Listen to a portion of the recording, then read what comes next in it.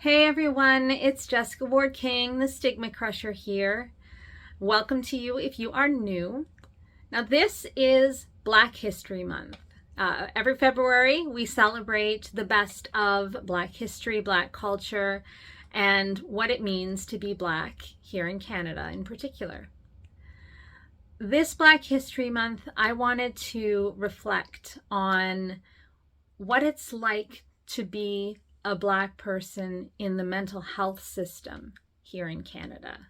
Now, obviously, I am a very, very white person, see-through, some have said, but my wife and my son are not. And in my past 17 years of loving them, well, 17 for my wife, 10 for my son, I have learned a thing or two about what it looks like to be Black in this country.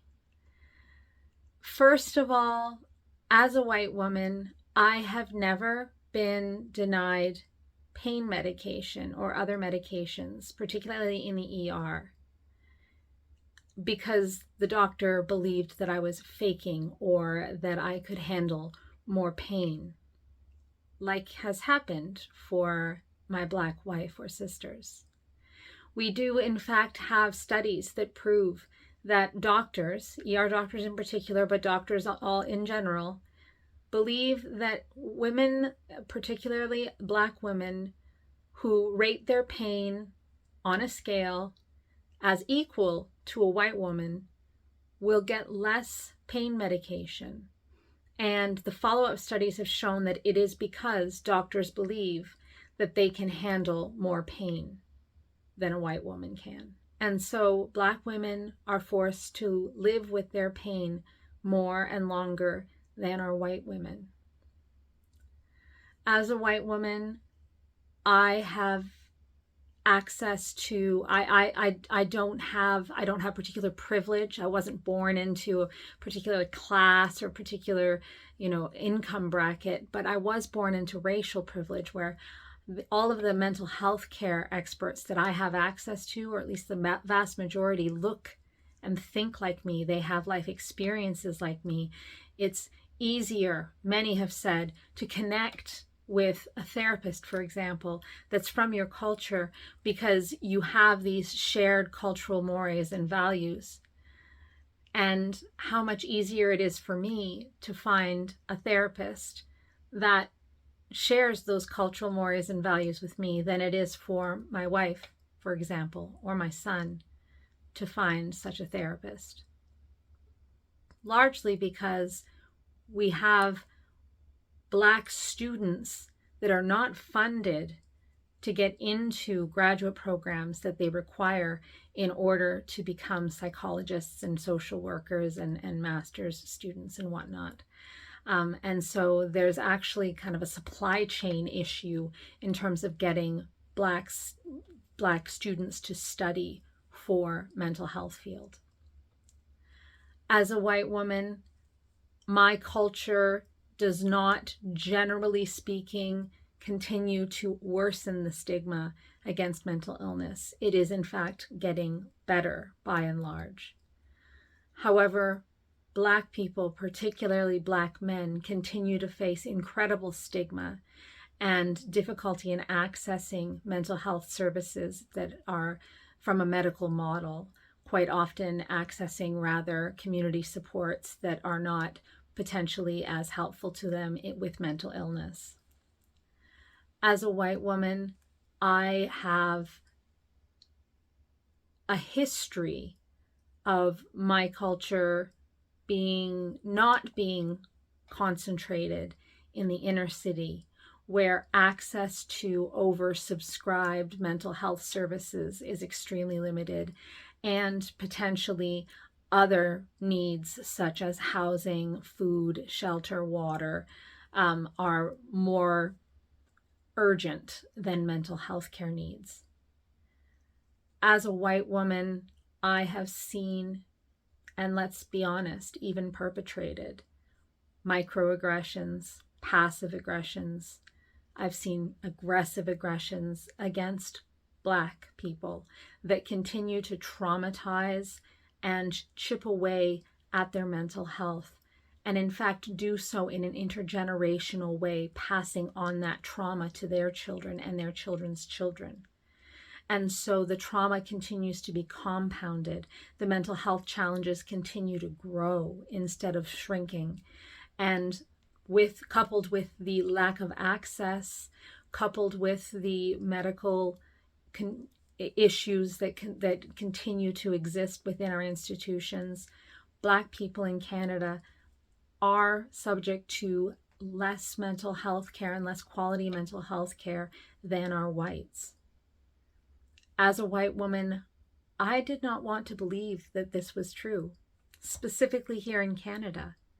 I wanted to believe that we were anti-racist and equitable. But as a wife and a mother, I can tell you that racism still very much exists here within our institutions and interpersonally in general. So what can we do about this? You know me, I never like to make a video that doesn't end in a, well, what can we do? Step one, and let me tell you, after 17 years, I am still on step one, is self-awareness and awareness of the culture, the Black culture. So I guess those are kind of two steps, but they're two steps that go together. So self-awareness is that introspection that I'm constantly having to do to check microaggressions, to check unconscious biases, because they're unconscious. They're things that we grew up with in culture that come out unconsciously. And when we consciously look at them, we go, oh, that's problematic, but I didn't realize it. Like the issue that we've heard so much about of asking to touch the hair of a Black person. When we just do it automatically, it seems innocent. When we analyze it logically, we start to see the problems behind it. And it's good to have a cultural conversation about it so that we can all become aware of what's appropriate and what isn't. The other piece is to educate ourselves about Black culture. So just sticking our head in the sand and saying like, that doesn't happen here, stick head in sand, is not helpful. Learning about Black history, about the challenging things, the things that make us really uncomfortable, particularly as white people, really uncomfortable to hear about the colonialism, the things that our white ancestors perpetrated, the things that Black ancestors had to overcome and that they're still overcoming. It's very uncomfortable. It's called white fragility.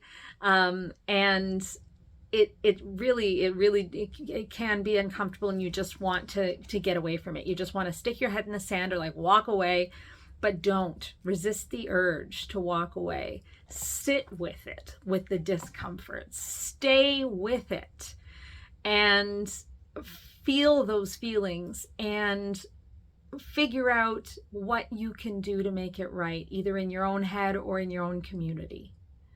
It's not a matter of constantly bowing and scraping or putting anyone on pedestals or being less than. It's really about analyzing your own thoughts and feelings and behaviors and changing them one by one. The other thing that we need to do, but is hard to do as an individual, is changing the institutions. So more education at and more discussion at medical school, for example, and in mental health care settings about racism and about the attitudes and the unconscious biases that we have. More unconscious bias training in general. Those things are more difficult for us to do, but I'm calling on for them to be done. So this Black History Month, take in some of there will be, video showings and cinema screenings and theaters, shows and book readings and all kinds of things that go on in your community. Take in some of them. Learn about Black culture and about what's going on in the Black community. And ask questions, respectful questions, of course, but ask questions. Because as long as our Black brothers and sisters are receiving less good and less complete mental health care than their white counterparts, It's up to all of us. Okay, that's it for me this week. I know, uncomfortable one, but like I said, sit with it. And I will see you in my video next week. Take care, everyone. Bye. Stigma Crusher.